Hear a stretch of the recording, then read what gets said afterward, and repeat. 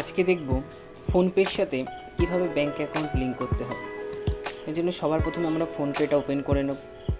এবার দেখো উপরে বাঁদিকে ফটোর সাথে দেখাচ্ছে অ্যাড অ্যাড্রেস বলে অপশন, সেখানে ক্লিক করব।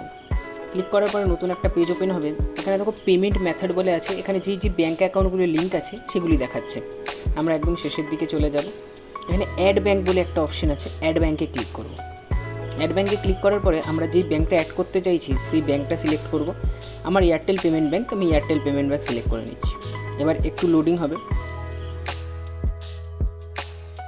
আমার অ্যাকাউন্ট যে লিঙ্ক হয়ে গেছে এটা সেখানে দেখিয়ে দিচ্ছে। দেখো আমার এখানে পুরো ডিটেলস দেখিয়ে দিচ্ছে, আমার কোন ব্যাঙ্ক, নোটিফিকেশনও চলে এলো, আমার কোন bank, account holder name, IFSC code, পুরো ডিটেলস এখানে দেখিয়ে দিচ্ছে।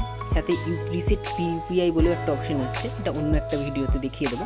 পুরো ডিটেলস চেক করে নেওয়ার পরে আমরা নিচে ডান বলে একটা অপশন আসছে, দেখো আমরা ডানে ক্লিক করব।